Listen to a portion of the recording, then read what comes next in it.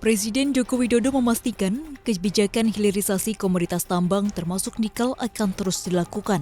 Meskipun Indonesia digugat Uni Eropa melalui World Trade Organization atau WTO terkait larangan ekspor biji nikel per 1 Januari 2020.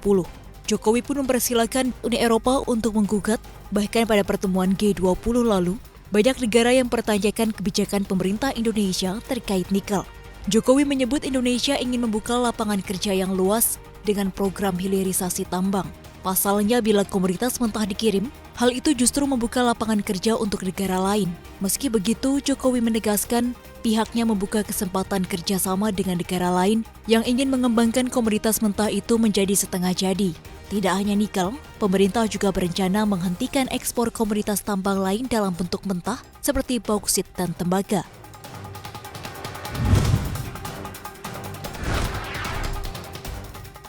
Bank Indonesia kembali memutuskan untuk mempertahankan suku bunga acuan BI 7-day reverse repo rate pada level 3,50%. Ini masih menjadi level terendah sepanjang sejarah. BI 7-day reverse repo rate tidak berubah sejak Maret 2021. Ini artinya suku bunga acuan sudah ditahan selama 9 bulan beruntun. Sementara itu, suku bunga deposit facility tetap 2,75% dan suku bunga lending facility masih di 4,25%. Gubernur BI Peri Warjio menyebutkan keputusan ini sejalan dengan perlunya menjaga stabilitas nilai tukar dan sistem keuangan di tengah perkiraan inflasi yang rendah dan demi mendukung pertumbuhan ekonomi.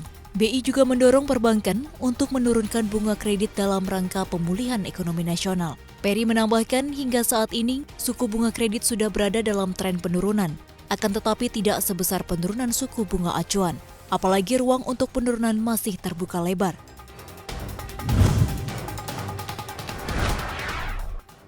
Nilai ekonomi digital Indonesia yang dihitung dari total volume barang dagangan kotor atau Gross Domestic Value, GMV diperkirakan mencapai 70 miliar dolar Amerika atau sekitar 994 triliun rupiah pada tahun ini. Angka itu ditaksir melonjak 2 kali lipat menjadi 146 miliar dolar Amerika pada 2025. Proyeksi ini berdasarkan laporan Roaring Twenties The Sea Digital Decade yang disusun oleh Google, Temasek, dan Bain & Company tahun ini. Berdasarkan laporan tersebut, semua sektor ekonomi digital Indonesia mengalami pertumbuhan kuat, dengan sektor e-commerce yang melesat 52% secara tahunan dan masih menjadi pendorong utama. Adapun GMV e-commerce Indonesia diproyeksikan tumbuh dari 35 miliar dolar Amerika pada 2020 menjadi 53 miliar dolar Amerika pada 2021. Sementara pertumbuhan tahunan majemuk diproyeksikan naik 18% menjadi 104 miliar dolar Amerika hingga tahun 2025.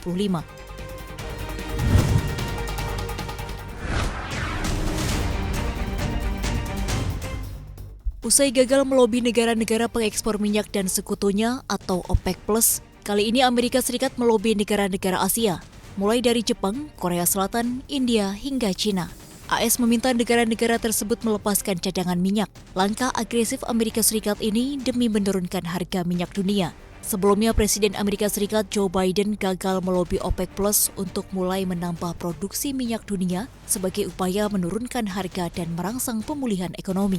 Seperti diketahui, meski Presiden AS melobi OPEC Plus untuk menaikkan produksinya, namun OPEC Plus bergeming dengan keputusannya dengan tetap menambah 400.000 barel per hari ke pasar setiap bulannya. Seperti diketahui, harga minyak global menyentuh level tertinggi 7 tahun pada akhir Oktober, seiring dengan pulihnya permintaan ke tingkat sebelum pandemi. Di sisi lain, OPEC Plus dan sekutunya telah waspada untuk meningkatkan produksi secara dramatis, di tengah kekhawatiran permintaan yang rapuh dan pasokan membanjiri pasar. Bahkan Sekretaris Jenderal OPEC Muhammad Barkindo menyatakan, surplus produksi minyak terjadi pada bulan Desember 2021.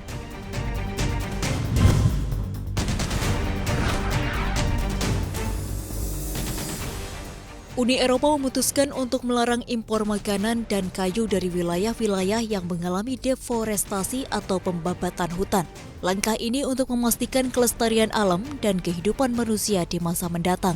Mengutip AFP, manuver yang disepakati pada Rabu 17 November itu mengharuskan perusahaan kedelai, daging sapi, minyak sawit, kakao, kopi, dan produk kayu wajib mendapatkan sertifikat bebas deforestasi sebelum melakukan ekspor ke benua biru.